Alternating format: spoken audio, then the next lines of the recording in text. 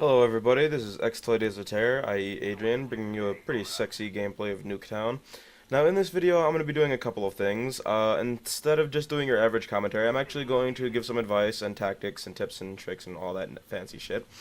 Now in Nuketown the spawns are frantic. A spawn can be switched at any time, so what I tend to try to do is, get smacked. I try to hold down the middle. I usually always go for this truck or the back of the school bus. To the right of this truck, there's also a Jeep. If you blow that Jeep up, you can then hide behind it without having to worry about it blowing up. It's generally a good spot to shoot at the people from the window or coming out of the house. Ooh, headshot. What I'm gonna do here is just basically just defend this little truck and try to constantly switch my aim between the left alley, the garage, the front door of the house, and the right. I generally find that not as many people use the window anymore as they did when Nuketown was, or when Black Ops like first came out. Chopper gunner.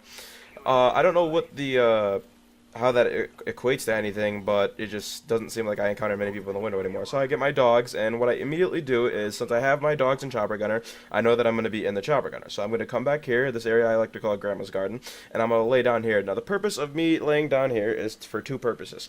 One, I want to be safe while I call on my chopper gunner.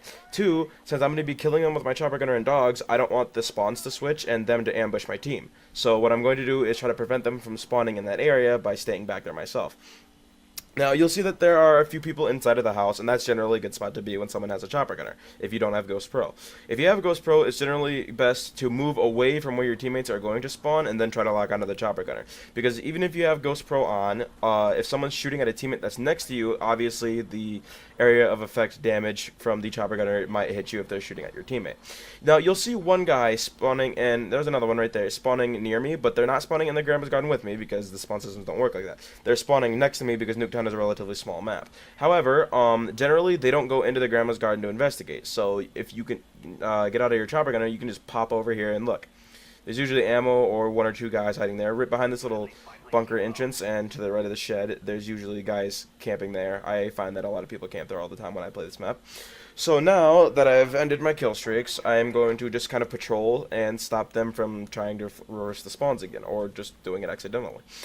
I usually try to pick up guns as soon as mine even gets low. I generally consider an assault rifle clip when it's at anything less than 6 bullets. I generally consider it empty and try to switch it as soon as possible.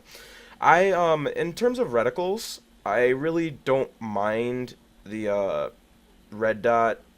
I'm pretty fond of the triangle. I started using the triangle reticle on Unreal Tournament, the 1999 game, the first Unreal Tournament. I can't stand the skull reticle, personally, or I'm not sure if that's a skull or a yin-yang, but I hate both of them. I picked up this guy's commando, so back there, and I'm going to just kind of patrol back here, staying as close to Grandma's Garden as I can, while still trying to get a few kills, because, I don't want you guys to be watching a gameplay where I'm not getting any kills. Now, I'm trying to stop them from spawning. That's my key agenda. So as you'll notice, every now and then I turn around or shift position.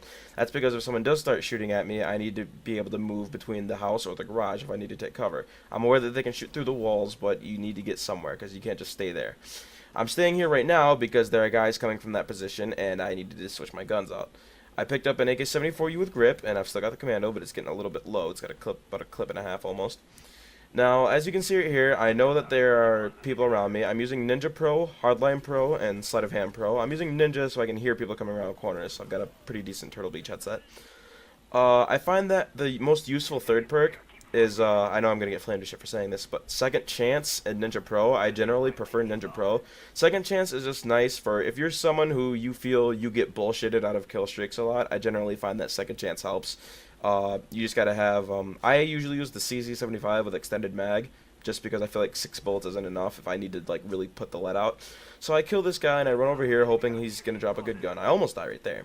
But, unfortunately for me, it's the same commando gun. Now, still, it's at 6,800 points, and I'm still running around up here. I hear an RCXD somewhere on the map, so I come up here to take cover. I was hoping that it would come in there and kill that guy, but I heard one explode outside, so I figured the danger was gone, and bam. Right there, that's my only death in the game. It was pretty retarded. I bounced back and forth here a little bit. I'm a little frustrated after that. I generally feel like Hardline Pro is really nice for getting your streaks up there, because, I mean, 1 kill less can save your ass in a lot of positions. I was shooting at the wall right there because I figured that that guy probably wouldn't get too far into the house without somebody killing him. And as you can see, I did quite a bit of damage to the house. I hope Grandma's not mad. Yeah, that's basically how you rock Nuketown. Get smacked. And the end of the game pops up right here. And now we get to take a look at my score. So on this map, you just need to keep in mind that you need to prevent spawns from being switched, which is really only helpful on small or medium-sized maps because you don't want to get ambushed. And 38-1. And I will catch you guys later. Peace.